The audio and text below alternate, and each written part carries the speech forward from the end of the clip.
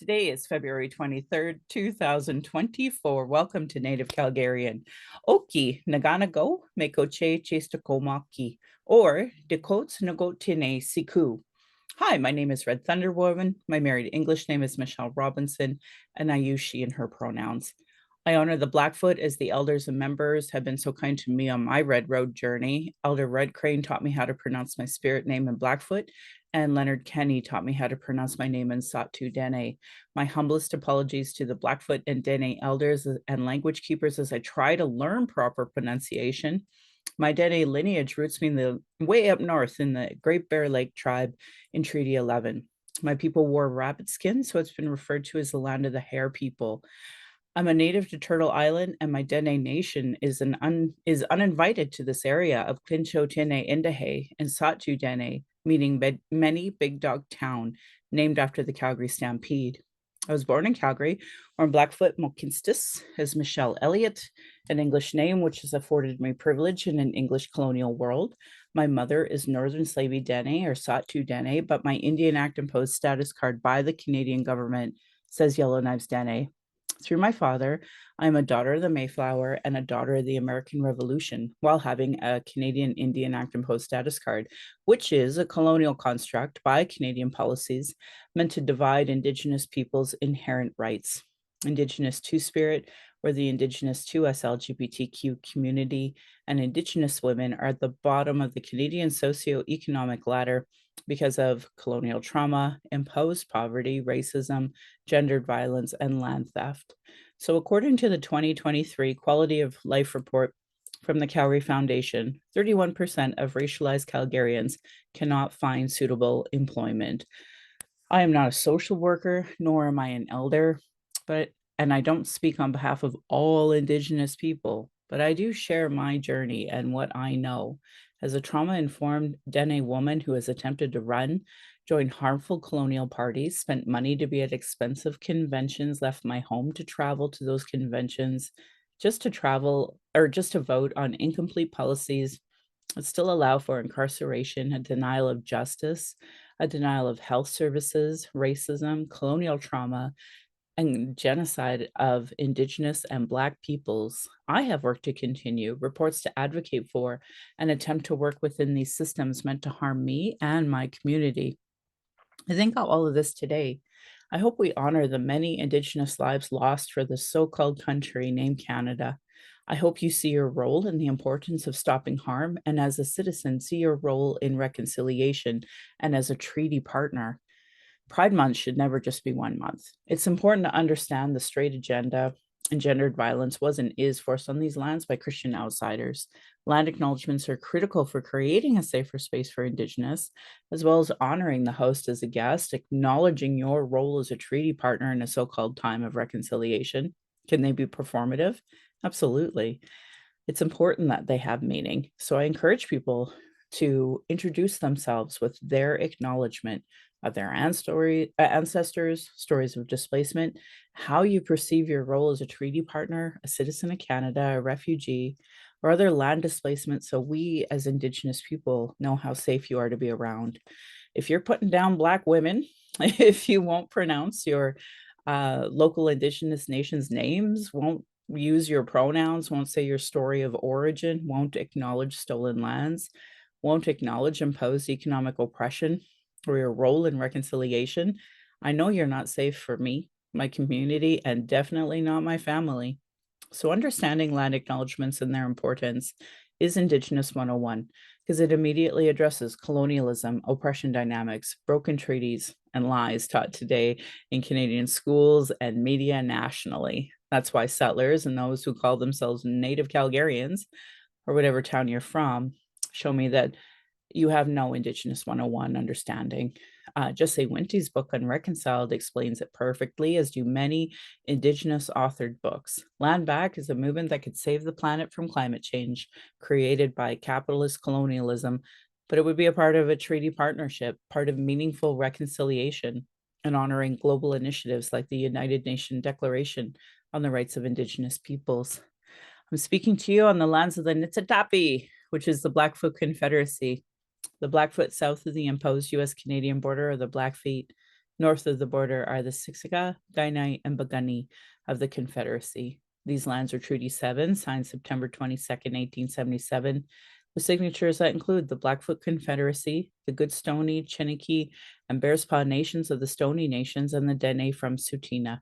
I acknowledge all First Nation, Métis, Inuit, status, and non-status across Turtle Island as the keepers of these lands. All non-Indigenous are treaty partners, with the government signing on your behalf. My Patreon account is Native Calgarian, where you can pledge and support. I want to say thank you to previous donors for showing your support. If you value listening or watching and can afford to give, thank you. For those who cannot afford to give, I'd love to hear from you at nativeyyc@gmail.com, where you can send in your comments or questions. Also, giving a review helps, whatever medium you're listening from. I have a YouTube channel where you can go and subscribe. You can also go to nativecalgarian.com for the latest podcasts, pin posts, and ways to contact me if you want me to show up at your school or something. So, I am so happy to have returning guests because one, that means that they liked it, but two, that means that they got more to say. So I'm really grateful to have returning guests come here. And would you like to introduce yourself in your way, Danielle? Hey, I am Danielle, and I am an uninvited settler on Treaty 7 land. And I just want to say thank you for giving me the uninvited settler part, because I've added that now to all of the rooms that I'm in. And it's pretty interesting, the reactions that I receive as a result of it now. There's definitely a lot of white people who want to be a part of the land acknowledgement now, I'm finding, who will identify with their pronouns, what treaty they're on. But the uninvited settler part, I definitely know there are people who don't like that. And that really is the most important part. It's not about like joining hands and being like, we're all here now, we're recognizing that's the right name. It's like, yeah, this isn't my land. So Nope. even if I'm saying the right name, it's not mine. No one asked me to be here. Nobody wanted me to be here, and I'm here. So yeah, thank you for that. But I am definitely an uninvited settler on this land. Well, And I I'm definitely grateful have to more to hear say. that. I'm so grateful to hear that because I think that I have heard people say, I'm an invited guest. I'm like, well, did the Blackfoot Hi, Confederacy who? make a letterhead and send it to you? Like, how did that work? Because I'd love to know the process where you suddenly think you're invited to be here. Because unfortunately, just because you filled out your Canadian paperwork and paid your money to Canada doesn't mean you were invited by the original inhabitants of this land. And if you have no concept what treaty is and what being a treaty partner is, you are definitely uninvited. Yeah, totally. 100%. So I love that. And I've been using that. So thank you for educating me on that, because I think that's a great way to identify who you are. Yeah, you're welcome. I'm grateful for that feedback. Thank you. You're welcome. So how are you doing? That loaded question. And that really, like, because I know for me, I just like I hate performative land acknowledgements where people don't even know how to say the nation's name. I don't really love the question, how are you doing? We're 4 years in a pandemic. We're 10 years in the drug poisoning issue. Like, it is such a loaded question to ask somebody, how are you doing? So Absolutely. yeah, that's what we're here to talk about today. So where would you like to Mm. even start with that conversation? Well, um, after you and I did our podcast back I think it was at the end of January, I had a good old mental breakdown and sort of ended up having to move home with my parents. So I'm coming live to you from my dad's apartment, which is like a huge shift for me. I haven't lived with my parents in a really long time, but I'm at a place right now where I can no longer afford to pay my rent and then live in the apartment. So it's like, if I pay the rent, I can't feed myself, I can't feed my animals, I won't be able to pay next month's rent. So I've had to put all my money in savings so I can try to save my apartment and pay my apartment rent. But then I can't live at all. So I've had to humble myself and come home and be with my parents, which I recognize is a privilege. So many folks don't have parents who will let them move in here. So many folks don't have that reality. So I recognize that that's a privilege. But if it wasn't for my dad, I'd be facing unhoused. I'd be taking a look at that. And I'm trying to get support. I'm trying to get rent support. I'm trying to get income support. I'm trying to get mental health support. And I can't get anything. Ugh. Um, Yeah, it's been a really, really painful month. I phoned the community paramedics on myself from my apartment on January 28th. I had been using fentanyl and knew that I was in an unsafe place, and so phoned for help because I didn't want to go to the hospital. And I knew that the community paramedics are a little bit more reasonable than other paramedics, which is a good tip for people who are in Calgary. They're not always great, and they're probably not great if you're not white, but I have had some positive experiences with them. And so I phoned community paramedics on myself. I decided to do an at-home detox for 7 days, did that, and then started the process of trying to get mental health support. Reached out to all of the immediate clinics that you can, was only able to be seen by one. And I'm just going to say names because I don't really care. I got in with the Rapid Access Mental Health Clinic, so RAM, through Alberta Health Services and the Alex. So I got in with them. I went and I saw a doctor there, and I explained to him that I was having a mental health crisis and that I really needed support. And the only support that I got was Suboxone. They wrote me a script for Suboxone right away. And I want to state that I'm not anti-Suboxone. I think that it is a resource that can be used. I think that it's a tool. I want anybody to have whatever tools feel good for them. For me, it's not the right tool. I was using opioids very sporadically. I wasn't using them daily. What was happening was when my workload got really high and I started struggling in my industry and being triggered and unable to get mental health support, I started managing that with benzos. So I was buying street benzos. I was buying things like Xanax and Percocets on the street because I can no longer get a prescription for that through the doctor. So I was buying these pills that were laced, 100% laced with fentanyl, because everything is laced with fentanyl right now. So we have this toxic drug supply, right? Yeah. I thought I was buying one thing. I was really buying another thing. I started to build a dependency to that quickly. This was only in November and December that I had this return back to pills. And yeah, when I couldn't afford that anymore, I started having some experiences with fentanyl. Very few experiences, not a lot, not what I've had in the past, a quick lapse. All a response to mental health, all a response to unsafe work conditions, not knowing how I was going to pay my rent, struggling with psychosis, none of it related to the actual substance. So it's really confusing to me that when I went for help, the only help I got was Suboxone. And then I had this appointment, they gave me this Suboxone script. I don't like it at all. It's something that I have to take daily. It doesn't make me feel good. I find it really triggering. I don't like it. I go back the next week. I say, I don't like this. I need a psychiatrist. I need to be evaluated. Yeah. They say, we can't have you see a psychiatrist for 8 weeks. Let's up your Suboxone. So then they double my Suboxone.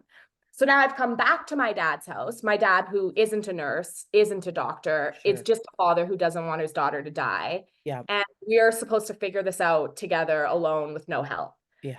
Yeah. And so I decide to come off the Suboxone because it doesn't feel right for me. I don't want to build a daily dependency to something. I feel like it's being used as the way to sort of quiet me and quiet my cries for mental health care. So I've come off the Suboxone. I detoxed off of that myself in my dad's apartment. And now I'm like, what am I going to do? I no longer want to go to that clinic because I feel like the doctor will be angry that I'm not doing what he wants me to do. Yeah. So it doesn't feel safe. So now I'm waiting for another clinic.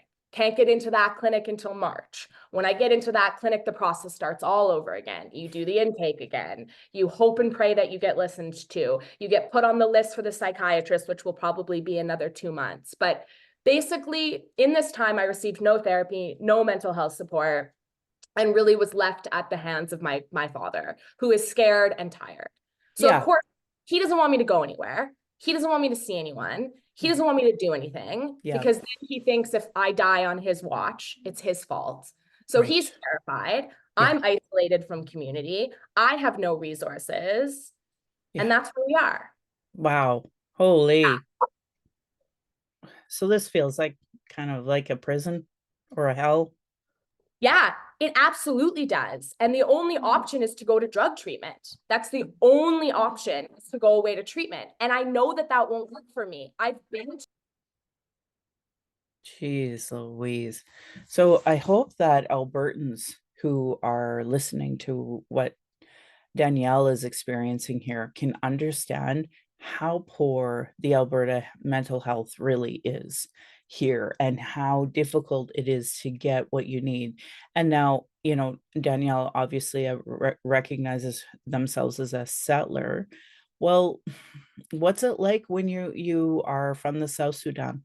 What is it like when you're from when you're indigenous and you're trying to smudge? Like the lack of real health care, mental health care is just deplorable. And I say that because I was just at Latour's vigil.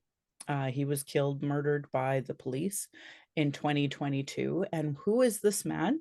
He's a person who reached out having a mental health crisis.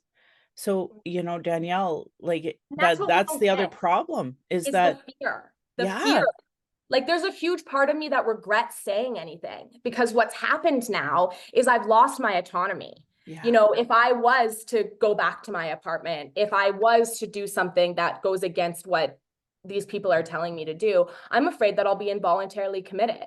I'm afraid that they'll say I've come off Suboxone against a doctor's orders. I'm afraid that I'll be put in the psych ward. And that to me feels like absolute death. And I'm a white woman who, as you guys can hear, works in the sector, knows how to advocate for myself, has friends, knows the numbers. And this is the issue that I'm facing yes, because of colonialization and because of capitalism. If yeah, I want to go to a trauma treatment center, which is what I deeply want to do, I recognize I need trauma therapy and I recognize it needs to happen in a place outside of my home. Because what happens is when I start to do my trauma work, my self-harm goes up. mm, So I know that I need to do that work in a place where I'm safe. But those facilities don't exist unless you have $40,000 a month. And I don't have $40,000 a month. So I can't go to those places. And I'm afraid every time I go to the public sector that I will be seen as aggressive and disorderly and hysterical if I start to make questions. I fawn with the medical professionals because I'm so afraid that my borderline personality diagnosis will be used against me to withhold me against my will. And I want the regular public to understand that if I went to the hospital right now, what would happen is the same drugs that I just came off of, benzos, is what they would put me on in the psych ward. So I would go to the psych ward, and for 3 days, I'd be pumped full of the same drugs that I just came off of. And then I would get out and either have to find those drugs on the street and risk the toxic supply or withdraw again for the third time in a month. And I just don't think people understand that when you're mentally ill, you don't have the options to say no. You yeah, don't get to look at, like I said to the doctor, I want a psychiatrist. I don't want this medication. And it was like, too bad. This is what you need. I know what you need. And that's triggering as a woman who has been sexually assaulted in an abusive marriage. These things are triggers for me. So now I wish I never said anything at all mm, because I'm in a position where I'm isolated, I'm without autonomy, and I have no resources. no. And that's the horrible part about all of this. And no, I don't think the average Albertan understands. Maybe a question I should ask you, not because I don't know the answer, but maybe because our listeners don't understand, is why is the first thing that they do is put you on benzos? I'm going to be really honest here, and this is my personal opinion. I want to state Sure. for a fact, I'm not a nurse. This is my personal opinion. I believe that they do not know what to do when someone is in a mental health crisis. I believe that the service providers are afraid and scared and a little repulsed by us. So what do? Is they give us the new lobotomy. They give us a benzo. They give Mm, us an opioid. Because what does that do? That makes us palpable for them. That quiets us for them, that yeah. allows us to be completely silenced for them. For me, when I was on that high dosage of Suboxone, when I wasn't using a high dosage of opioids, for me, I was completely anesthetized. I was walking my dog, and that was when I realized it wasn't right for me. I was outside walking my dog, which is one of the only things that brings me joy. And I realized I couldn't feel the joy anymore. I Mm, couldn't feel the sun. I couldn't I couldn't feel anything. Yep. And that's worse to me than being in the manic low. So for me, it wasn't right. I'm so glad for the people who it's right for. And I defend their right to have that. Yeah. But for me, it wasn't right. Yeah. And I think that it was given to me because it made me easier to be dealt with by professionals who really don't have an answer for me. Mm. What is the answer for me? I've been struggling with mental health for 15 years. Yeah. What's the answer? I Sure. don't know, and they don't know, and they don't want to say that. Yeah. So they pump me full of drugs that make me stop asking questions. That's Yeah. my opinion. Zombie you, so that you're Yeah. just a zombie and not really living. So then that comes to your quality of life, your dignity, well, and joy. Why can't people with mental health issues experience joy too? And we Yeah. don't set up our system in any capacity to care about that at all. And I think that for folks who may not understand that, like they don't understand how limited everything is. So They don't know what it's like to do an intake at these places. So sure. Yeah. imagine you're at the lowest point of your life. You're hopeless, you're distraught, you're embarrassed, you're ashamed. And you go to a place, and for an hour and a half, you have to answer every question about your life. Sure. How many times have you been sexually assaulted? When you were sexually assaulted, what was used? Tell me about the worst trauma. What was your adolescence like? Oh, tell me about your abusive marriage. How many times did you get hit? How many suicide attempts have you had? When you cut, where did you cut? What kind of cutting did you do? Like, it is so invasive. You have to go through everything that's ever happened to you with a Yeah. complete stranger in a Yeah. doctor's office and then go home afterwards. Yeah. You know, I just sobbed on the way home after my intake. And that was a big reason why I went with the first doctor I saw, because I didn't want to do another intake. They're Right.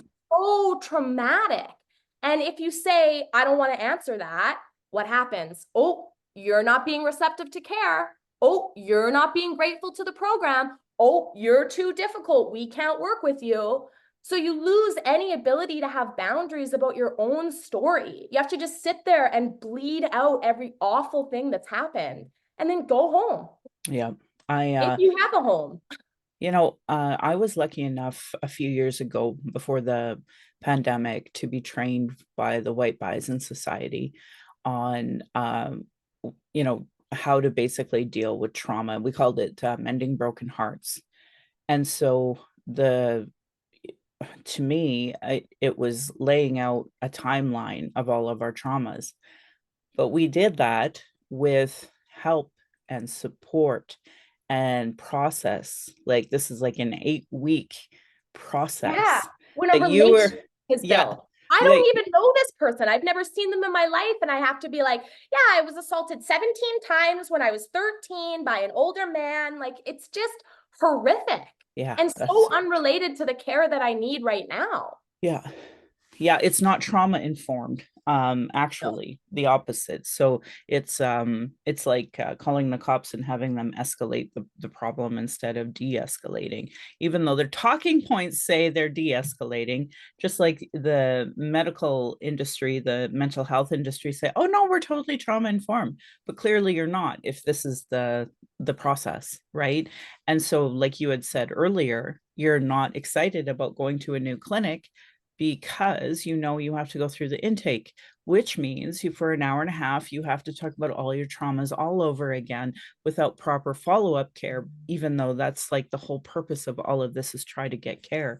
So, I just want to tell people this and get it out there. I'm so grateful you reached out to say something because again, I think that one of the things you said that really struck a chord with me was how the actual industry itself is so dehumanizing and perpetuates the very stigma that they claim that they want regular folks to, not perpetuate. Absolutely.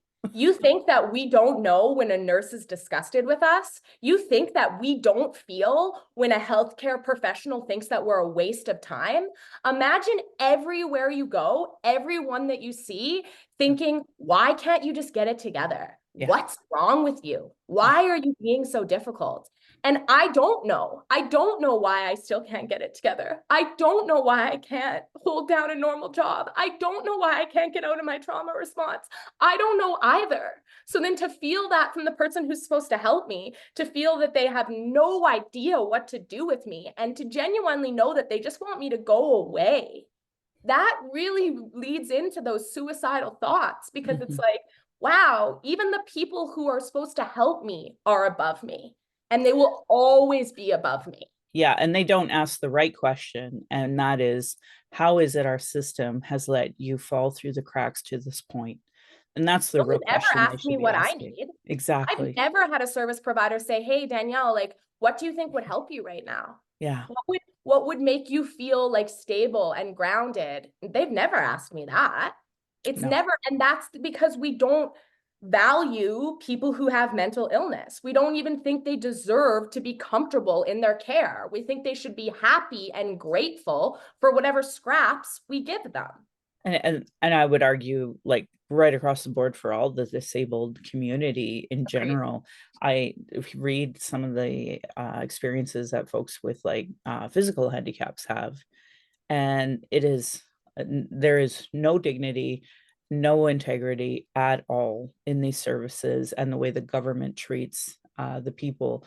And so I just have nothing but empathy, and I see it across the board. And I can't emphasize this enough to Albertans who are listening, that like literally all your tax money is getting funded into these really awful, corrupt, poorly like distributed resources for folks who need it.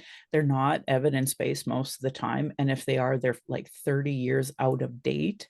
Like nobody should And be. only relevant to white cis men, because Yep. that's the only people that was being studied on. So Yep. we also have to recognize those elements too, right? Like I have complex PTSD from repeated sexual trauma. I'm not saying there aren't men that don't have that experience. There absolutely are. But we do know that that experience is more gendered from a Yep. female perspective. We just know that. That's a fact, guys. Yep. So for me, the care is so much more, like there's so much more risk for trauma, because I don't want to be touched against my will. I don't want to be in a room alone if I don't know how to get out of that room. Like the fear that I have of being in the hospital, like it is so palpable. Yeah. It is such a terrifying experience to be held against your will. And it's really the only option if you want safety immediately as a mentally ill person. Like what are my dad and I supposed to do? I don't think people understand. These wait lists are months and months and months. I tried to fill out the rental paperwork the other day, and I don't have any of the requirements. I don't have a doctor's note. Because I don't have a doctor. I don't have my diagnosis because it was given when I was in treatment 10 years ago. So there's all these things that you need to qualify for these programs, and I don't have any of them. So what do? I just don't know what people are supposed to do. And rent is going up. It's not going down. Yeah. There's no cap on it. There's No. no jobs. No. Everybody keeps saying to me, well, you're going to have to get a job. And I'm like, yeah, I agree. I'm going to have to get a job. Where? Yeah. I can't go work at a bar when I'm trying to abstain from alcohol because it's not safe for me right now with my mental health. So that Well, takes and back to consent. a Fuck. I was at I won't name the place, but Jesus. Like there's I used to waitress when I was younger, and of course I eat out now. And I just think of like the looks and treatment you get from men. It's disgusting. And I hate yeah, it's watching my super. own waitress being looked at in that way while she's getting me a pizza. Like it's I had to work at I worked at Earlton Palace down in Mission, and I'm all about calling people out. I worked there like 10 years ago when I was like a tiny, skinny little girl. And I remember I came in one day and I had a shirt on and it was lower in the back and higher in the front. And my manager told me to take it off and turn it around so that it was lower in the front and higher in the back. And this is just something he was allowed to say to me. And I was just like, okay, thanks. I'll go do that. And went in the bathroom and did that. And so it's just like, and how many assaults did I encounter by line cooks and assistant managers? And how yep. many times was I like spanked with a paddle in the back of the kitchen walking back to get my order? How many times was I whipped with a towel in my private parts Yeah. by somebody working in the kitchen? Yeah. Thousands of times. I know. I know So it's disgusting, and there really isn't, because what are you going to do? Complain to your manager who just did that to you? who's No, best friends with that guy and then you get right? fired? Right? Like So people don't get how misogynistic and disgusting it is here in Alberta. Is when So you're yeah, yeah, I can't go there. And then all of the last year I spent trying to make the social services work. yeah, I put in hundreds of free unpaid labor yeah, trying to get a job in this industry. And guess what? yeah, I'm not going to get a job in this industry because my voice is too passionate. I've been too vocal, and no nonprofit organization is going to hire me. Because when you Google me, the media that I have done, sort of advocating for safe supply and better treatment, is going to prevent them from hiring me. So I just wasted a year of my life doing unpaid work that threw me into mania, that caused me to have this mental breakdown. So it looks like I've done nothing for a year to any other employer. They don't care that I like ran a warming space one night or did a volunteer drop-in thing. That means nothing to them. So yeah, can't get hired in my industry, don't want to get hired in my industry, to be honest, because I don't yeah, believe in what we're doing. yeah, So where do I go? yeah, I guess I could try to be a receptionist or something. I have no schooling. I yeah, have no certifications, and I'm mentally ill and in the middle of a crisis. yeah, yeah, yeah. So I what do know. I do, you know? Yeah, And this is me, a privileged white woman. And I really want to say that, you know, this is like the best possible situation for someone in this sort of a crisis is mm-hmm. what I have right now. And Yeah, I've never felt more hopeless and mm-hmm. disconnected and without a way out. I can't figure out what I'm going to do long term. And Mm-hmm. that's why people are taking medically assisted suicide. Yeah.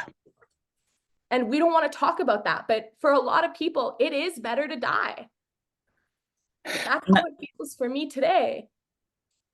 that's the thing that I can't even. So like obviously as somebody who's going through what you're going through, like I think after this podcast I'll have to we'll talk about resources and reaching out and going through this time together. That bigger picture that you have me, but I am not a social worker. I am not a No, nurse. and I'm you're a not person a who's psychologist. struggling too, Yeah. right? Like Oh you've got your yeah. Yeah. life. And Yeah. so do all my friends, you know? Everybody who loves me wants to help me, but under this capitalist regime, they can't even help themselves. Yeah. You know, my friends don't have an extra room for me and my dog. My friends don't have any extra money. Nobody knows where I can get a job. And so everybody's just kind of like, hang on, get through it. Yeah. And I've if been hanging on. yo and quite frankly I see these jobs all the time opening up in social services, and I just quit sharing them because I know they are high turnaround, high burnout, hard on your mental health. And quite frankly, if you do have any type of voice, which you do, then you're suddenly let go within I 6 will months. always be blacklisted by the system because Yeah, I care. You know, I said yeah, that to my friend the other day. She was like, Danielle, you can't leave social services. You care so much. We need people like you. And I said, no, you will never have people like me in yeah, that industry because we will be fired every time yeah, because we will break every rule because the rules are senseless and careless. And because I've been there, I'm not going to do them to somebody else. yeah. And they know that. They Hmm. know that I'm not going to force somebody to do some arbitrary rule that's going to hurt them Yeah, because they know that I am empathetic. yeah. And they don't want that in the industry. They want No. people to stick to policy and procedure. Well, and like you said, really who stigmatize you. Oh, That's what yeah. they really want those types of people in those positions. And that's why when I talk about the racism that I experience and other indigenous people experience, like we know when we're being treated poorly, when we're looked down upon, we could do nothing in the eyes of this person to be a human being. And you're going through that as a person with mental health issues. And I hate it. I hate that But this what is if where you're we're at. both? You know, Right. that's Yep. what keeps me up at night. Because Yep. I don't want to be seen as this like white woman who's coming on here being like, listen to my problems. Because that's not what this is for me. Mm-mm. What this is for me is the recognition that if I struggled with one more issue, Yeah. there's no way I'd be alive. That No. is just a fucking fact. Yeah. If I was in any way experiencing any other marginalization, I would not have made it. I would not have wanted to make it. I don't even know right now if I want to make it. Yeah. So we really need to start addressing this because people are going to die on wait lists. People are going to die when they ask for help, you know, and nonprofits are failing us and they're giving the illusion that help is out there. You know, even the people working inside of these organizations don't understand how their own organization works. You know, the doctor said to me, "Oh, we hooked you up with a therapist." No, you didn't hook me up with a therapist. You hooked me up with some guy who's called a caseworker who gave me a 5-day group exercise on if I'm an addict or not. That's not the therapy that I need, my friend. Like, I don't need to go to a 5-day substance use course. I've actually done a 15-year substance use course and I've identified it's a problem for me. So I know that. Thanks. I'd love to get some help for my mental health so I can stop managing that with substances. That would be great. Yeah. But I don't need a 5-day substance use course. And so even like the people that are working there don't know how their own organization works. Yeah. Yeah. And that's what I find too, is that the left hand doesn't know what the right hand is doing, and you're just not getting the proper services. I hear the great talking points from these folks with, poli-sci backgrounds, like just saying the right things, like, oh, we have wraparound services. And it's like, no, you don't. I have You have absolutely wraparound never seen nose. that. Yeah. Yeah. You have I've never. wraparound triggers. You have wraparound trauma. I Yeah. get to go to 15 different places and be told we can't help you. Yeah. Yeah, and I think that that is the real issue, because, like, people want to believe, let's pretend it's a great world and Danielle Smith actually likes people and cares about Albertans. You use those terms of, we have wraparound services, and we have housing and we have this and we have that, but the truth is you really don't. I don't And qualify for anything. I right. want folks to know that. Like, I want folks to know I filled out every paperwork. I have Yeah. applied for AISH 2 times. Yeah. It is an incredibly difficult thing to do. It's a Yeah. full-time job applying for AISH. Yeah. You have to know exactly the right words to get applied to have your application approved. I've been declined twice. Yeah. I was declined rental subsidy. I was declined income support.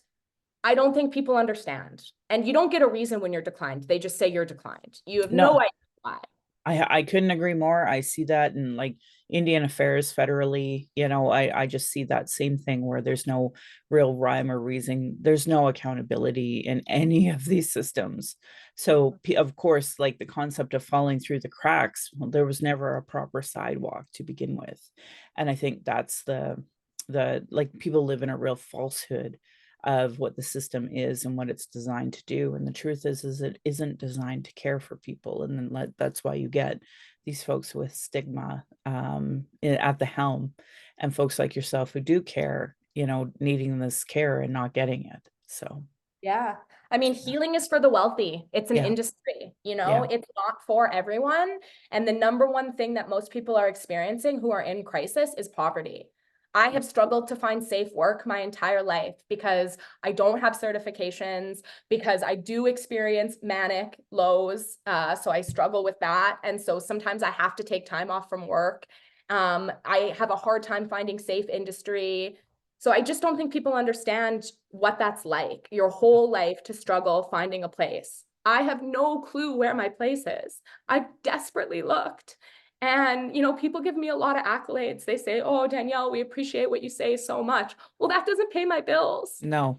I'm really tired. Yeah. And I can't come up with a long-term solution. I think that's what people don't understand. What am I going to do long-term if for the rest of my life I'm going to experience this cycle of mania and low? That's probably going to be my reality. So Yeah. what am I going to do long-term if that's what I'm going to be experiencing? Mm-hmm. I don't know.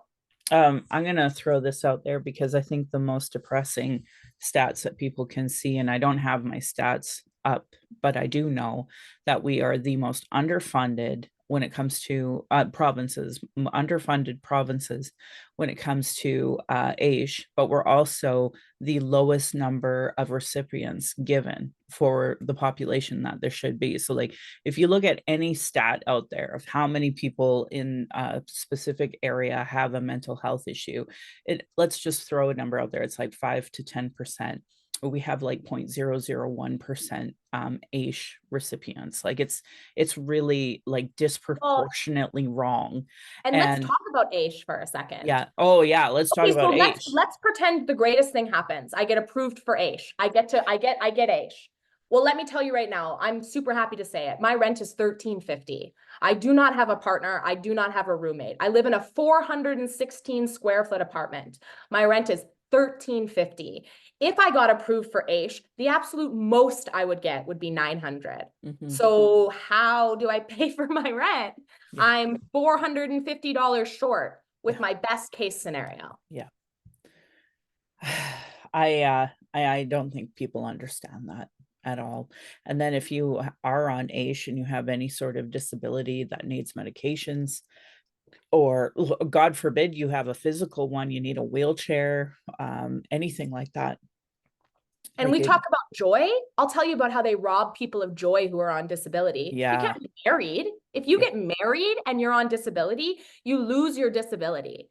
So you're not even allowed to be in love. We take everything from disabled people. They don't get to be normal in any way. And it's not just because you get married doesn't mean that your partner is now going to be able to support you. I mean, look at the world we're existing in. Most people couldn't support their partner on their income. yeah, So it doesn't even make sense. They don't even look into the income of the partner. They just say, oh, you're off of it. yeah, So there's certain places you can live, certain neighborhoods you can go. Can you have a pet? Probably not. I filled out the affordable housing and I have a dog. And that dog is sometimes the only reason why I stay alive because who's going to feed her? Who's going to take her for a walk? But I couldn't have a dog and get one of those apartments. So I'd have to give up the animal that gets me outside, the animal that gets me up in the morning. So we don't even allow disabled people and mentally ill people to have a care animal. We're not even allowed to have pets. yeah. I know it's not right. I'm sorry. I really appreciate you being so open and honest, talking about this on the podcast so that other people can see how actually shitty this whole entire system is. It's the And I, one way that I can use my privilege, yeah, because there are so many folks that don't have a dad who has an apartment that they can come on their computer and say this. And I mhm, think that's why this is happening, yeah, because everybody in the general public doesn't understand this.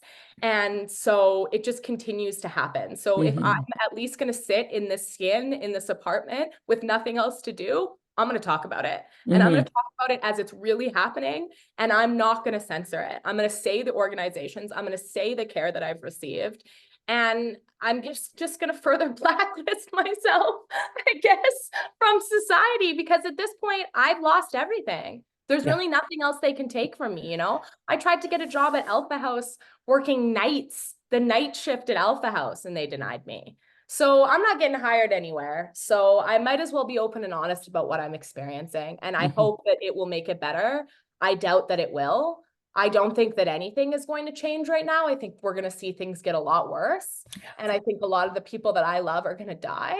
yeah, And I honestly hope that I'm not one of them. But at this time, I can't see a long-term solution for me or any of the people who are experiencing what I'm experiencing. And mm, I'm a very privileged person. yeah. Well, I don't know. Privilege or not, at the end of the day, everyone deserves to feel loved, seen, joy, and have some integrity and consent. And you've described none of those things apply in the current models that we use. We also talked a little bit about MAID. Just want for folks who don't know, in Canada here, we are allowed to get medically assisted deaths. And unfortunately, like it's an interesting conversation to have with people, because when I door knock, of course I get to hear the upper class, upper middle class person say, oh, it worked so good for my family when somebody had cancer, et cetera, et cetera. Or And that's what we always dementia, hope for. my But I never mom, door knock you yeah, is the yeah. point. The point is I don't door knock you. The point is that the people that it's not working for, they're not the ones answering the door, right? Well, and that's the interesting thing. The only thing that I actually would probably be approved for is medically assisted suicide. So I just really want that to sit in for people. And I've made people in my industry really uncomfortable when I talk about this, because of course like as a scholar, I'm against it. Like, yes, we should have better options so people don't have to kill themselves. But as a person with mental health who has experienced crisis after crisis after crisis, it's starting to look like a really peaceful option. It's starting to look like maybe the only rest I could get, because it's been, I was struggling so much as a teenager. And if someone would go back and tell that girl, you're still going to be struggling in your 30s, I wouldn't have wanted to do it. I just would have wanted to go out. And that's really how I honestly feel. And I just don't know if that's what we're talking about in these academic circles, because I don't know if those academic people could feel this way, because Yeah. I don't know if they have the constant threat of crisis the same way that I do. And that's not me taking away from their struggle. I know they struggle, but they always know they're going to be hired somewhere. Like, they have a certification, they have safety, they were able to make it through the world as a neurotypical. I don't blame them for that. I'm happy for them, but that hasn't been my experience. And I'm really, really tired. And I'm tired of figuring it out. And I can't this time. I always figure it out. And this time I'm sitting in my dad's apartment going, what are we going to do? And I have no idea. I'm just gonna throw this out at you because we've had to adjust. My brother's been living here almost for 2 years now. And I have another friend and their family's been living in a hotel for almost 2 years now. And like my friends, like this family that lives in a hotel, they've gone through all of the services. They're always bumming money from somebody in order to stay at a hotel for another night. And during Stampede, all of those prices increased, so they are homeless for the 2 weeks. And this is the state that we're living in for folks who are low income, or for folks like even in your situation where it's like, it's not from a lack of you trying not to I have a have worked job. my whole life. I Yeah. would like every conservative to hear that. I have worked my whole life. Yeah. I have done so much work. I was just working 120-hour work weeks to try to get hired somewhere in Yeah. a living wage. Yeah. I have put in work, and I tried to go to university. I almost threw myself out the stained glass window at Mount Royal because Mm. I was in such a bad trauma cycle and so depressed. So I've tried. And that's what I think that these people don't understand is, like, I think there's this idea that, like, I'm lazy. People like me are lazy and we want a handout and we don't want to work. Why would we not want that? Do you know how Everybody. bad I feel about myself that I Yeah. don't have like a career or like any sort of mastery? I feel horrible. It's humiliating.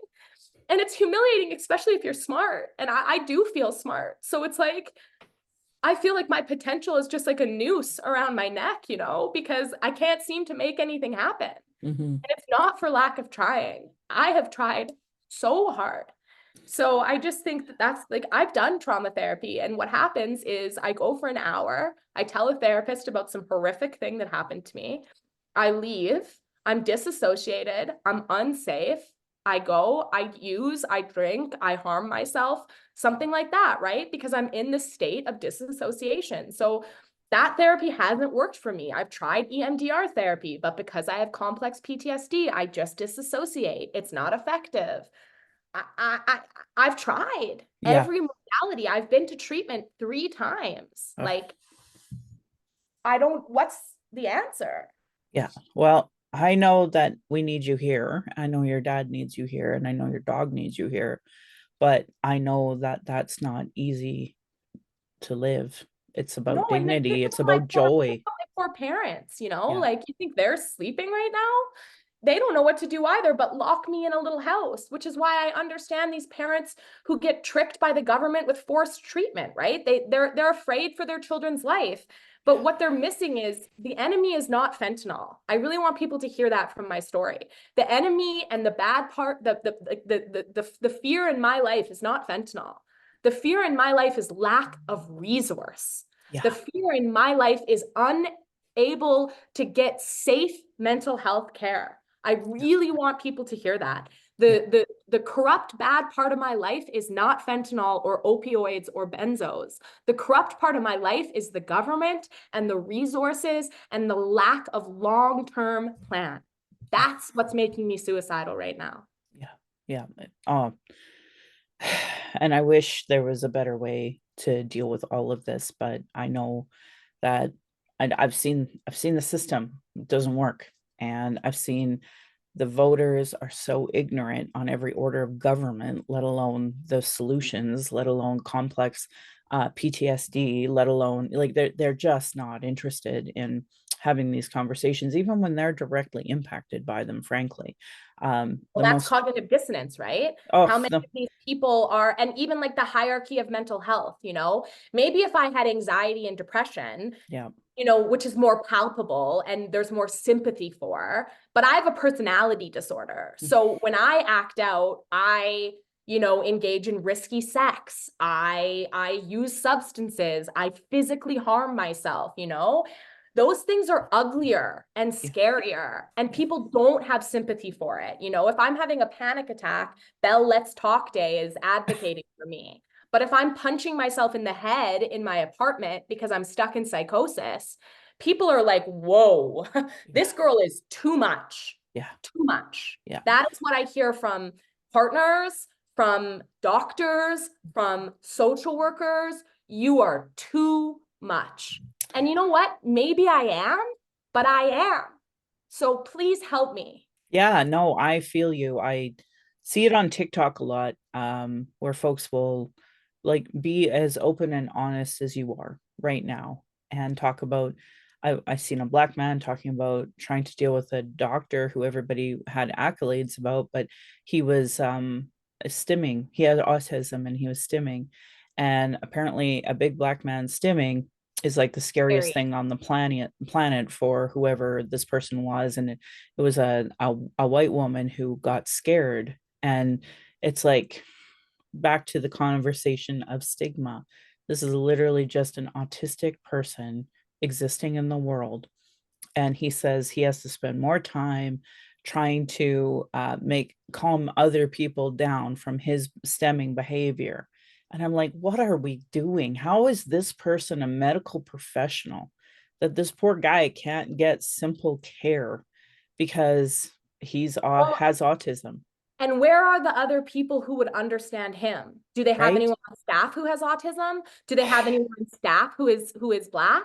Do Yeah, they have anyone on, because I've been in psychosis, yeah, so I understand what it's like. So this is why I'm advocating for people who experience things to be in these positions, yeah, How yeah, amazing would it be if I could work at one of these places, because I wouldn't be afraid of that girl with BPD who's punching herself in the head.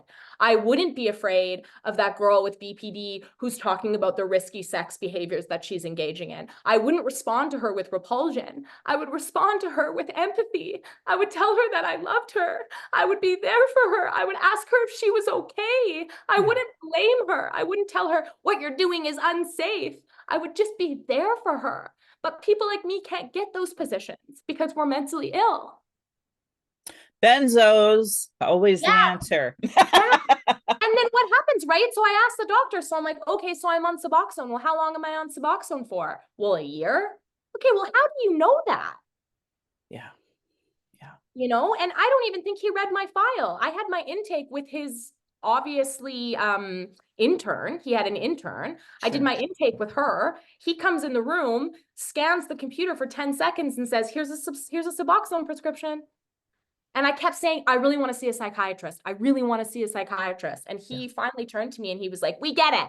We're hearing you. We get it. So the annoyance that I felt in that moment, when all yeah, I wanted was the validation of like, that's amazing. I'm yeah, so glad that you want to get reassessed. I'm so glad that you recognize that you're experiencing some new things with your mental health. The mania is new for me. It's the last 5 years.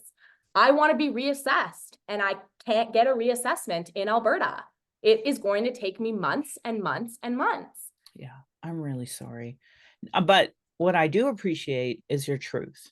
And I appreciate you sharing your story so that we can know what you're going through. Because I think back to that conversation, like it's such a secret. There's so much stigma. It's like the Well, secret this that is we why no can't one talk wants to about it. talk.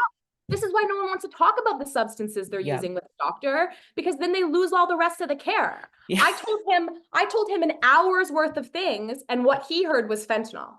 Yeah. I used fentanyl like 4 times for a month. Okay. Sure. It's not, Sure. I've been experiencing psychosis since September Yeah. before I had lapsed on substances. Yeah. So I told him a huge thing. He found one thing. And that's why we don't want to talk about it, because it's bigger than substances. Yeah. I'm using the substances to deal with the crisis. The Yeah. crisis is not the substances. The Jeez. crisis is the lack of care, the threat of poverty, the unsafe work, the rent that's skyrocketing. That's the crisis. The Yeah, crisis like why is not. can't we have a conversation about a living wage? Why is that such a like why? And especially with this AISH issue, like the fact that AISH recipients aren't on a living wage, like what else are they expected to do in order And to then live? it's the same thing with EI. It's like, Yeah. okay, so I could go on EI, but it wouldn't be enough to pay my bills. But then if I work, I lose the EI. So that's the things that people don't understand is it's like, if I got a contract, so if my EI was $900, which was what it was last time I was on it, it was $900 a month. So I just told you guys my rent is $1,350. Obviously, I had to get other work. And they say you can work. So I get another job. It's a part-time job. And then guess how much my EI goes to? $34.50 a week. 34 decimal 50. So $34.50. So now I still can't pay my rent. So that's Yeah. what people don't understand because they've never been on EI. Well, So and I'll tell you, like don't have mental health issues. My husband doesn't, but the pandemic was such a dick. We had 3 major job layoffs. Like we have never had job layoffs ever.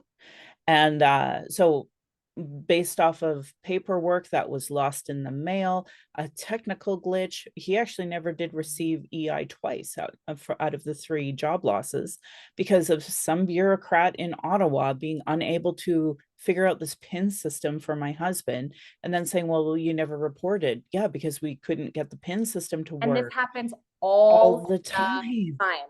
I All the would dare time. anybody who's never called CRA, call them. Your wait is 9 hours. You have to have an address for the PIN to be sent to. Oh, someone wrote the address down wrong. It's going to be another Yes. month now. Sorry, you're not going to get your EI. Oh, Right? sorry, you Like, can't get through. We're actually overdrawn at this department, so nobody can call you back for a week. Oh, it's now going to be 3 months till you get your money.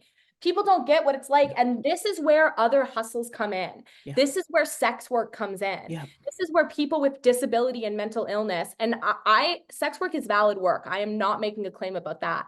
I am just I saying, would have to edit you actually if you were anti-sex work on this show. yes, and please do. Please don't ever bring me on again. What I'm actually saying is that sex work is a beautiful industry for people who are experiencing disability and mental health that need, one, to make their own hours, two, to get cash quickly and without, like, if I was to get a job now, I'd be on the next payroll. I wouldn't get a paycheck till the end of the month. Well, I need to pay my rent now. So sex work is an industry that actually is very supportive to mental illness.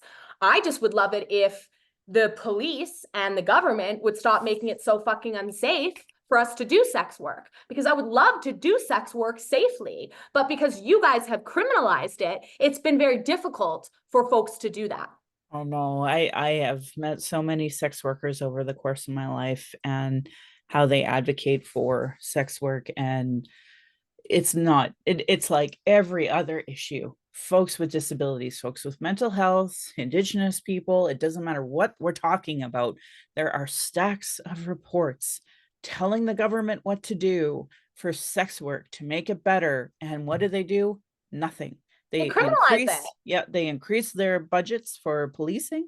They don't It's increase the budget. dangerous for us. I know, it's We can't awful. report it because, Yeah. there's no systems to report it. So if we get abused during, like, it's just, yeah. And that's my point to bring that up. And the Make other it part safe. is that their systems, whether we're talking about mental health or justice, there's no accountability on them. None, None, zero. none. So like the whole system is messed up. And I try to encourage people to get involved in some capacity so that they can see how messed up the system is. Because I mean, ultimately, if you are a middle class or upper class, privileged person, white person in the suburbs, you don't see any of this until it's too late, until it's your kid, until it's your family member. And it's like, you had all those years to try to change the system. you know, I and know. like you've been No, it's blacklisted, scary. I've been blacklisted, but I'm really okay with that because Me at the end of too. the day, I'm a mother who experienced systemic racism and systemic misogyny in the stupid medical system. There's been zero changes, if not, it's been worse. And so, like, if I experienced that the one time I had to use the system to give birth once, like, of course, it's just a train wreck for people who actually need the system normally, you know? Absolutely. You know, and as a woman who's had 5 abortions, and I'll look right in the camera when I say that, I've had 5 abortions, and thank God I did. Yeah. Thank God I was able to receive that care. But is that used against me when I have to go and do those intakes? When I say, yes, I've had 5 abortions, can I feel the nurse get physically afraid of me? Yeah, most of the time I can. So, you know, even within our own system, you made the choice to have birth. I made the choice not to have birth. And we both experienced misogyny and bullshit as a result of those choices. So once Yes. again, as a woman, damned if you do, damned if you don't. Totally, and I just to be really clear, I applaud you for having abortions when you know that wasn't meant for you. I had somebody who asked me after I gave birth because we wanted that child, and, I had somebody ask me after, "Well, now that you've had a baby, are you still, like, pro-choice and pro-abortion?" And I'm like, "Even more so." The idea of forcing a single person to go through that process, and especially the current process that those MFs have. Would never want to force anyone to go through what I went through for 10 months. But more so, I enjoyed my pregnancy. It was the birth part, the horrible, horrible, misogynistic, racist, shitty nurses and doctors, and then the aftercare nurses that would come and be so mean and judgmental. They had to come to, my house. Ooh, I just told them, "Don't bother coming. You're not helping me, and I don't appreciate your judgment." And up to that moment, I was just a Joe Schmo, happily drafting wells and pipelines, just didn't care about racism and misogyny and trying to change the system. I just didn't care. It was just something that was like, I just want to make money. I want to live a life. I want to have a baby. I want to be happy. And that was not it was a falsehood.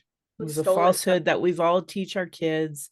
And I tried to tell my child, like, they're gonna say this, but that's just a lie because really it's just an exploitative capitalist system that they want your labor, and then they're going to try to get as much free of it as they can and not give you a living wage, not give you proper health care, all of those things, because for whatever reason the regular people, they're not fighting for that.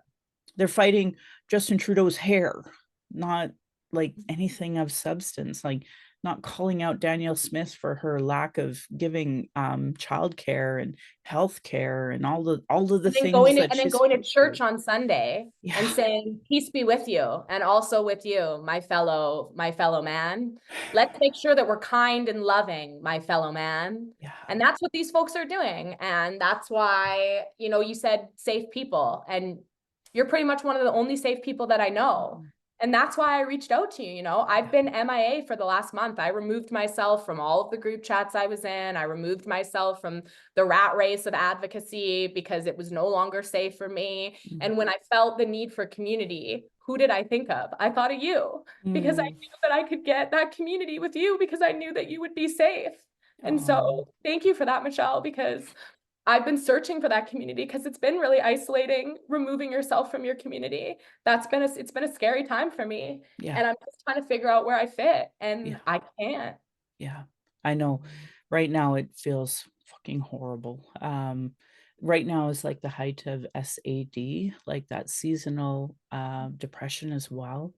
And tomorrow is the full moon. So, and I volunteered at the stress center for this period of time, and I knew, even though I wasn't spiritual in any capacity at that time, and I considered myself more agnostic.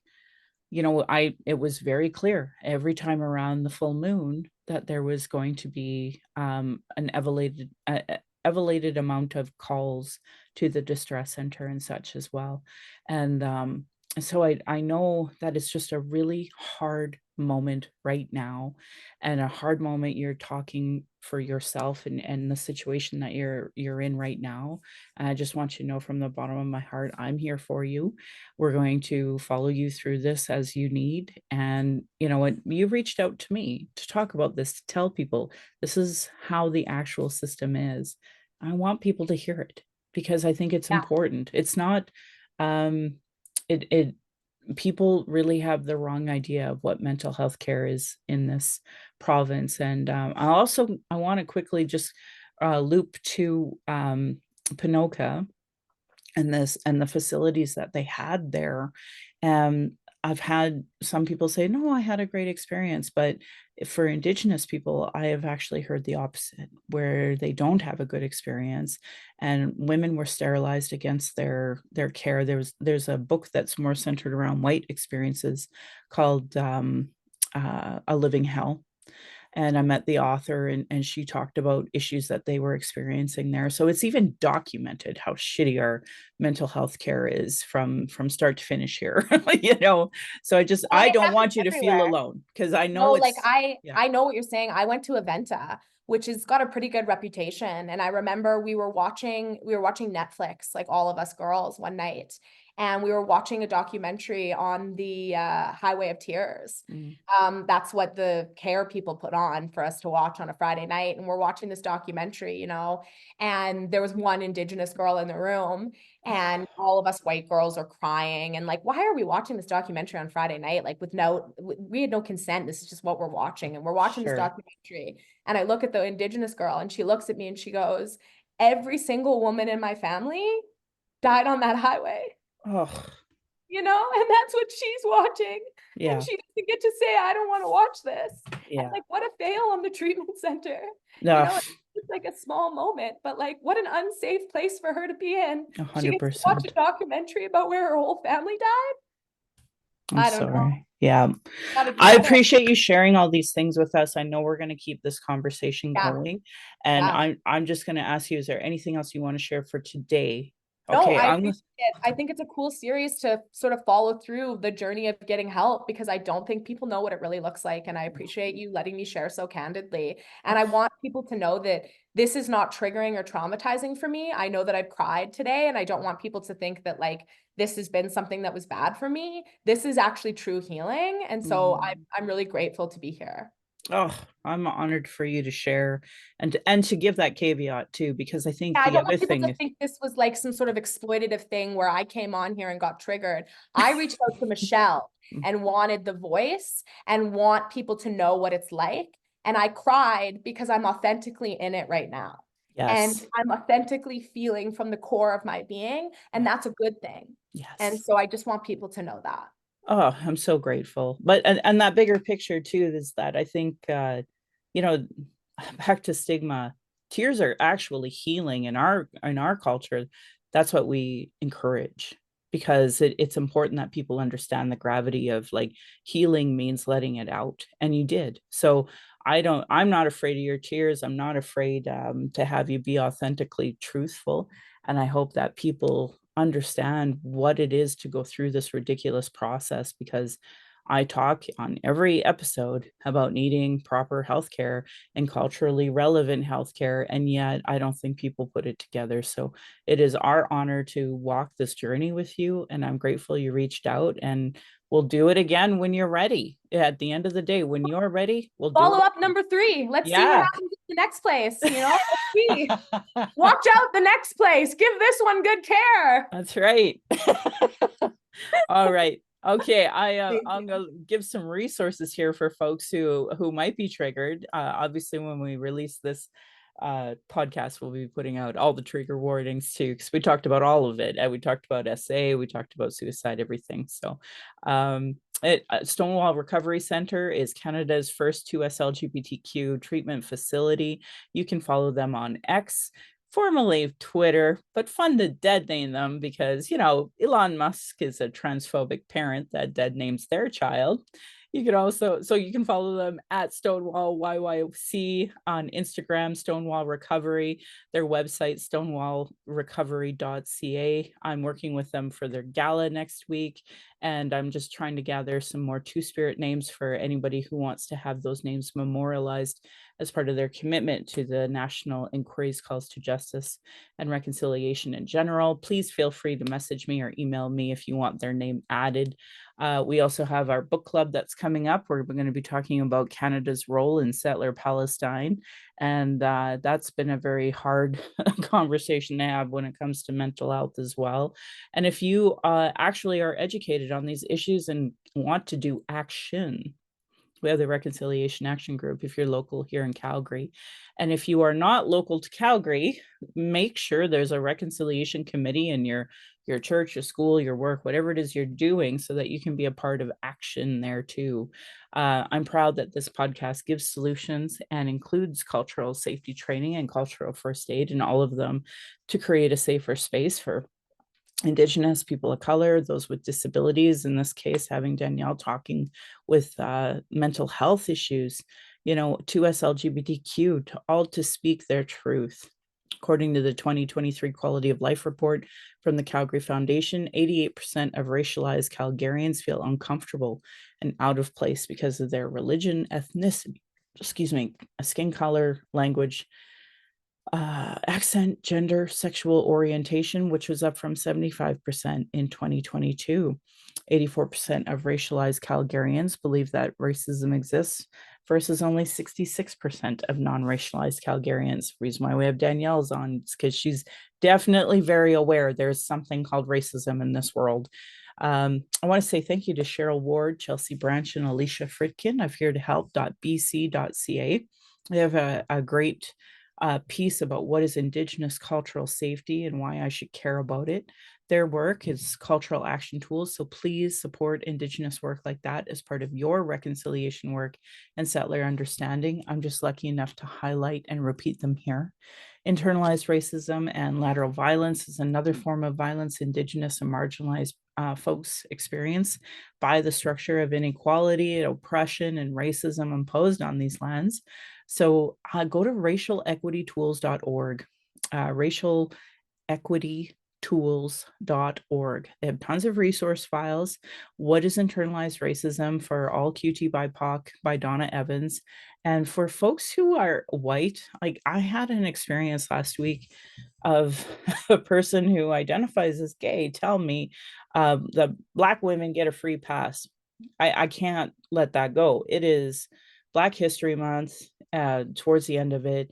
And at the end of the day, if you honestly believe that, you need to spend way more time reading Black experiences or listening to Black experiences via podcasts, documentaries, etc. There is so much information out there about how unequal this world is. And I mean, Danielle's talking about how hard it is to access healthcare, how hard it is to access mental health care as a white woman. So just imagine how hard it is if you're Indigenous, if you are Black. So anyone who thinks that Black or Indigenous people get a free ride, like, you are not paying attention, and you are going out of your way to dismiss the traumas and inequities that we experience daily. Do's and don'ts for bystander intervention by American Friends Service Committee. They have some great tips on how to help folks that you see are experiencing discrimination right in that moment. I wish anyone who follows me on my social media would watch anti-racism organizational lead for the city of Calgary giving an internal committee presentation on the journey of becoming an anti-racism leader. This is free on YouTube. If you search journey of becoming an anti-racism leader, you have tons of new information given to you by a Black man. So again, Black History Month, folks. I mean, I want to just sit here and talk about the joy and the amazing things that Black people have given us. But the truth is, Canada doesn't want to talk about their problems. I seen a great TikTok the other day, or I actually think it was a webinar, where the biggest problem and struggle that BIPOC people have in this country is explaining what racism is, because there is such a denial of what racism actually is, that instead of tackling the solutions and telling the experience, we have to even explain what racism is because of the denial. So it's Black History Month, folks. If you haven't read from a Black author, if you haven't watched a documentary, if you haven't watched or listened to a podcast, please put some effort towards it, because it's important that we all start understanding where we're coming from. Indigenous have been talking about our issues, sharing our traumas and reports, commissions, and public hearings, just so it can be regularly disregarded. I couldn't even show up to the February 14th march. If I saw another politician say the words, "We are so here to listen," I would probably punch him in the face. I'm just not in that space anymore. I can put up with lies. So, like, disinformation is out there. For anyone to pretend it's not there, I can't even listen to these lies anymore. Honor our words, honor the treaties, listen to politicians and their policies and platforms.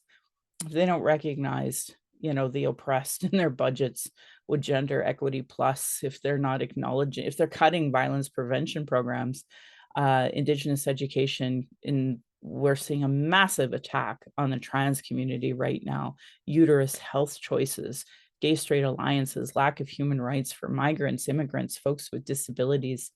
Know that you are directly negatively impacting equity seeking people. Demand that they implement the Truth and Reconciliation Commission calls to actions, the recommendations of the Royal Commission on Aboriginal Peoples, the multiple reports about child welfare reform, violence prevention, and now 231 calls to justice from the National Inquiry on Missing and Murdered Indigenous Women, Girls, and Two-Spirit.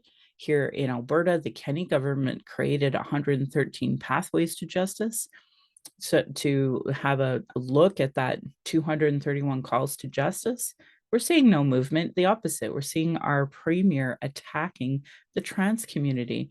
When I talk about missing and murdered Indigenous women, girls, and Two-Spirit is under the umbrella of this. Like, the fact that we have so many white, racist LGBTQ that don't understand the solutions are in this national inquiry. I'm just sad for you that you won't take the time to read it. It is way better than the National Action Plan on Gendered Violence if you were to read both, but you're not part of my book club, so of course you don't know. Anyway, municipally, we have a white goose flying report denying all of these reports as a form of abuse called gaslighting. Our people are experiencing extreme racism in every institution, with multiple reports that say the same thing. Demand changes from these politicians. If they don't understand colonialism, racism, privilege, sexism, they have zero business running. Like, seriously, how is anybody supporting Palestine? My God. So clearly not understood by all parties and politicians. Community organizations, sports clubs, Google articles on how non-Indigenous Canadians can become allies. Stephanie Harp and I had an emergency podcast over a year ago now to write about the crises that we're facing. You can go to aboriginalalert.ca to find out about missing and murdered Indigenous women, girls, and Two-Spirit. You can also go to the Missing Children Society of Canada. They also have an app you can download. I really promoted for over a year the women's homelessness.ca, the demand for urgent action to protect the lives of Indigenous women, girls, Two-Spirit, and gender diverse people experiencing homelessness. I never heard from anyone. Federal housing advocate Marie Josie Houle released a report saying that the forced evictions being puts people at risk for being harmed and violates their Charter of Rights. They said that the encampments have sprung up across the country, amounting to a national human rights crisis. Danielle Smith dismissed those calls from the Canadian housing advocate to end the forced eviction of homeless people from these tent encampments. This just came out. And I just don't hear enough people advocating to follow this, to see these homeless camp evictions as against everybody's charter rights. On February 16th, we found out from the Globe and Mail Alberta's drug deaths are soaring to the highest level ever recorded, with 1,700 people recorded in the first 10 months of 2023. So that's how many people we are losing. Alana Smith is one of the reporters on this from the Globe and Mail. If someone you know is using substances, please don't use alone. You all know, if you follow me, I talk about Narcan. I can get you Narcan. We can get you things like that. But there's also apps that you can use. There's the Brave, Doors, Lifeguard apps, and you can call the National Overdose Response Service at 888-688-NORS for support and to develop safety plans. If you're experiencing emotional distress after anything we talked about today, you can call the First Nation and Inuit Hope for Wellness helpline at 855-242-3310. It's 24 hours a day, 7 days a week. They have a website, hopeforwellness.ca. If more related to missing and murdered Indigenous women, girls, and Two-Spirit, you can call 844-413-6649. It is a national toll-free crisis line as well. The Indian Residential School Survivor and Family Hotline is 866-925-4419, and the Native Youth Crisis Hotline is 877-209-1266. For non-Indigenous, there is a new phone number you can use, and it's 988. You can also go to the crisisservicecanada.ca. It literally goes to 988 now. Kids Help Phone 1-800-668-6868. We had a functioning 211 here in Alberta. I'd be curious if it just has become its own entity or if they actually work with 988. That's the problem we're having in Alberta right now, is we have a premier that is committed to being anti-feds. So of course, that's just less and less services available to everybody. Anyway, if you're following for 2S LGBTQ crisis supports, you can go to lifevoice.ca. The Trans Lifeline is 877-330-6366. Thanks to the Trevor Project for the Youth, 1-866-844-7386. Violence is our everyday reality. Every Indigenous generation faces it. This is self-care, how I take my power back. Why I started my podcast, to speak freely without interruption, tone police, leadership shaming, gaslighting questions, as many people don't want to hear the truth, and they don't know anything about us as well. I share issues on, I don't even like the term microaggression. It's just racism. Learn about being trauma informed. You heard what Danielle was talking about today. I hope it really changes the way you understand what trauma actually is. Folks like me are dealing with internalized racism, gatekeepers, folks that survive off the status quo, folks who are in their trauma. And please, In if you do encounter somebody who is in psychosis, or if you do encounter someone who is in a mental health crisis and you deem it necessary to phone the police, I am begging you to wait with them. If you do make that call to phone the police, please stay and bear witness to the treatment that they receive from those police officers, especially if they're a person of color. That's really, really important. You need to ask that they receive compassionate care and ensure that they are not violated further. So if you do phone the police on someone experiencing psychosis in your community, please stay and bear witness to what happens when the police are there. Walls Down Collective also is trying to help folks in psychosis, so you can also call them as well. So internal and external racism is an everyday reality for me, Indigenous peoples, and folks with disabilities, QT, BIPOC, and others. I want to say thank you to my guest first and foremost for being so open, honest, giving resources and explaining what it's actually like. I want to say thank you to my ancestors, to my granny, to my mom, what strength looks like through your examples. I want to thank my dad for teaching me to be strong and blunt, my stepmom for showing me what a proud culture is through her Austrian family and roots, and teaching me to be a proud Calgarian. It is through her I am a second generation proud Calgarian. Thank you to my husband for producing and editing the show. On top of being my husband, childhood friend, and father of our child, he has supported my journey down the red road and has witnessed decades of racism and sexism. And to our child, We are blessed to learn from you daily, and we are honored you chose us. You give me daily accountability to be a better and stronger person. And I hope my daughter and my family will be proud of us trying to discuss these heavy topics in a way that they'll understand. My Patreon account is Native Calgarian, where you can pledge and support. Thank you, previous donors, for showing your support. If you value listening or watching and can afford to give, thank you. For those who cannot afford to give, I'd love to hear from you at nativeyyc@gmail.com, where you can send in your comments or questions. A few of you have been sending me some messages and they lift my spirits. So thank you. I also have a YouTube channel that you can go and subscribe. You can go to nativecalgarian.com for the latest podcasts and pin posts on social media. And I want to end by giving side eye to those Calgary rabbits. You're lucky I'm not tradish. And my beautiful cousin would respond, or you'd be in my dish. Thank you, folks, for listening.